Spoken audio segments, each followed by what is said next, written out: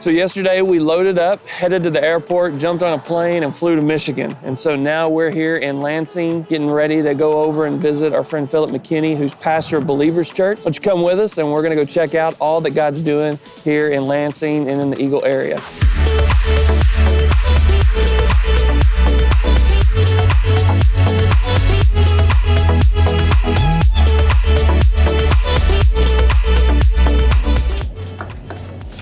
It's like a fancy doorbell. We're just gonna sneak in. There's nobody here, so we're gonna see what's going on. This is Christy Baker's office. It's cool. We found it. She has left for the day. I think he's back here. This guy right here. This is who we're here to see. You're whispering. How are you, man? Good. Good to see you. Well, after meeting up with Pastor Phil and grabbing a quick cup of coffee, he gave us a tour of their food pantry, their largest community outreach. How long have y'all been doing a food pantry? From almost the beginning. Really? Yeah. Really? We started with a plastic shelf from Menards and a closet. And that's how we got going. And I remember feeding 3 people, our first time. Wow. I'm most impressed how people get treated when they come. Mm-hmm. Like it's like a highlight to come. I mean, people are just really sweet to them when they come. We look at it as a hand up, not a hand out. We're not just giving away necessities. Like we're able to give away eggs and meat and fun stuff like cakes and pies and Wow. stuff that makes it enjoyable. Believers Church Food Pantry feeds over 400 people each month. They have a vision to see it expand even further. And so we're heading to the place where God spoke to you and said, hey, you're gonna pastor the Methodist Church, which made no sense to you. None. In the moment. That's right. Because you weren't Methodist. That's right. That's right. And quite frankly, the Lord could have said, Phil, you're going to be the President of the United States. And it would have been just as shocking. Yeah. And the truth is, I discarded it at first because it was so absurd. It's so crazy. Yeah. Believers started with simply God giving my wife and I a direction to start a Bible study. On a Sunday night coming home from our Bible study, I was hardly praying. I was just musing over what we taught about. And seemingly out of nowhere, I heard the Lord say to me, you're going to pastor the Methodist Church. So I told my friend who had been hosting our Bible study, and he asked any logical question that anyone would in their right mind, how does that work? We're not Methodist. I said, I feel you. I don't know. I'm just telling you what I feel like God is saying. And so I figured since I told my best friend, I better tell my wife. Her response to me was, oh, okay. And I'm thinking, did you hear what I said or not? A week later, not even a week later, that's following Sunday night, my wife's grandma called and she said, well, we knew of this building that was available and it was on the market and then they took it off the market. And she goes, I just wish we'd have told you about it. And she goes, well, where is it? She said, it's the Methodist Church in Eagle. And Becky said, what did you say? I said, the Methodist Church in Eagle. I jump in my car the next morning, I drive out to Eagle and I'm gonna find this Methodist church.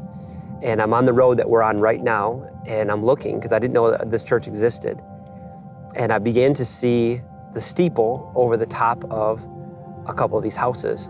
And when the church became in view of me, here sits this empty Eagle United Methodist Church with a red for sale sign. So I called the number right away. And I said, when can we see your building? And they said, well, how about tonight? And we walked into the building. And I just felt in my heart as soon as I walked down the first hallway that this was going to be home. The next morning, I realized we're 2 weeks old on paper. We have less than $700 in a church bank account. And I said, Lord, how are you going to buy this building? That Wednesday, I went over to this person that the Lord had prompted me to talk to, and they gave us $80,000 cash, interest-free, to make an offer on the building. And we did. We made an offer, $80,000. November 6th, 2011, we officially owned the building. And with 8 committed people in a Bible study. So we went to work all of November, all of December to remodel and put carpet and paint and hang speakers and get kids' church ready, and then officially launched on January 6, 2012. God continued to grow Believers Church from their small beginning, and in just a few years, they needed to find a way to make more room for more people. When we first started as an overflow of a Bible study, having the ability to sit 50 to 70 people seemed huge for us. I knew that maybe someday we would outgrow it. I didn't realize that it would come so quickly. And by the time we were into the first part of our second year, we knew we had to start creating more space. We can squeeze in about 135 people in one sitting. Even with 3 Sunday services, believers had outgrown their current facility. The need for a larger building has grown more urgent. We've been operating under 3 services for several years, and it's been tight and uncomfortable and at times discouraging because people driving by, not finding a parking spot and going on.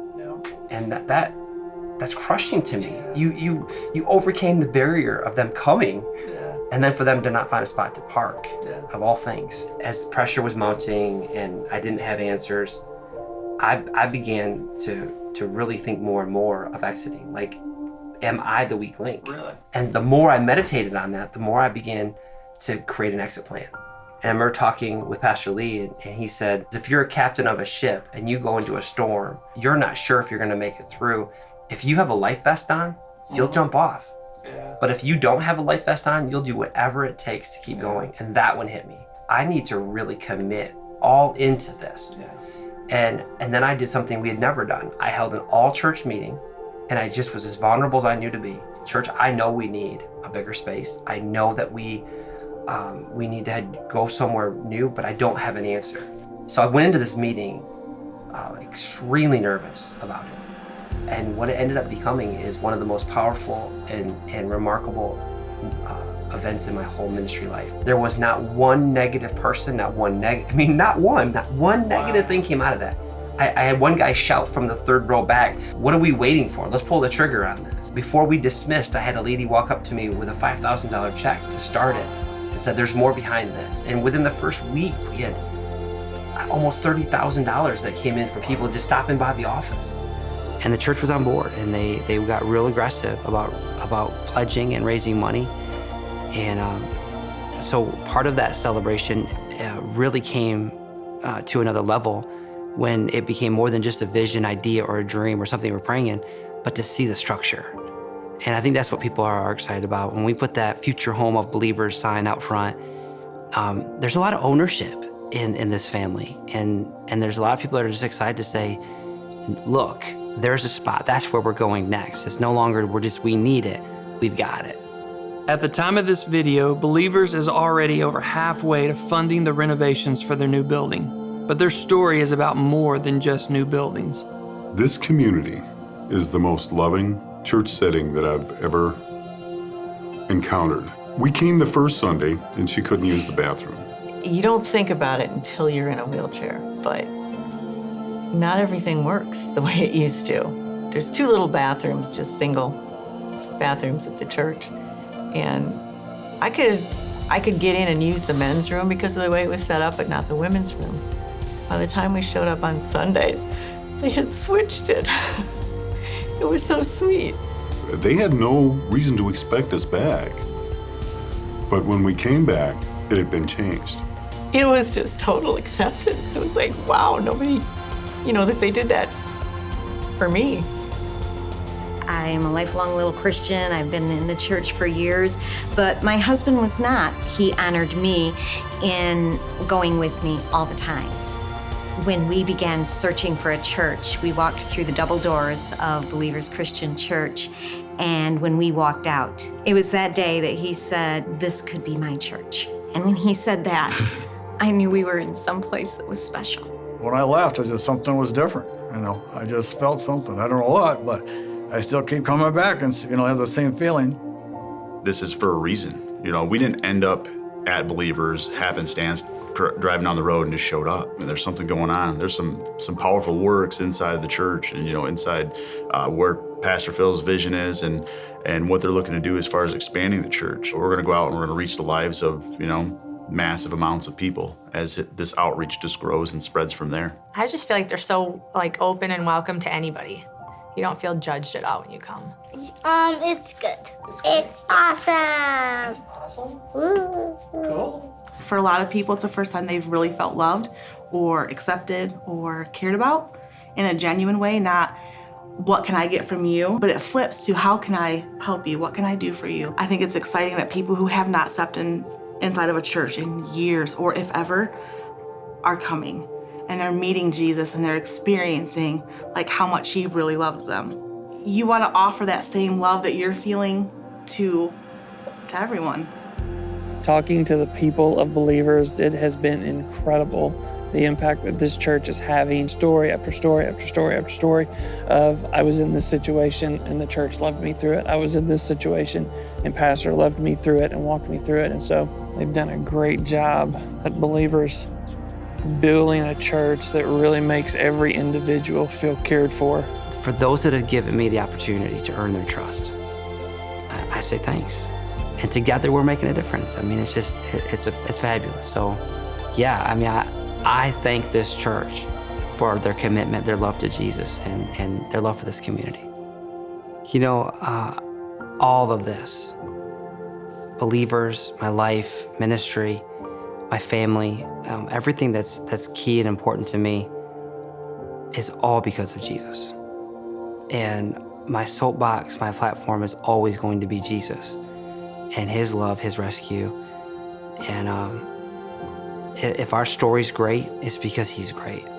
If our lives look something of value, it's because it's more of Jesus being revealed in us. And to me, it's a real privilege. If we can represent Jesus well, that's what I want people to see. So yeah, we're here today celebrating a form of our Jubilee and giving God glory for all that he's done and all the cool things he has planned still for us.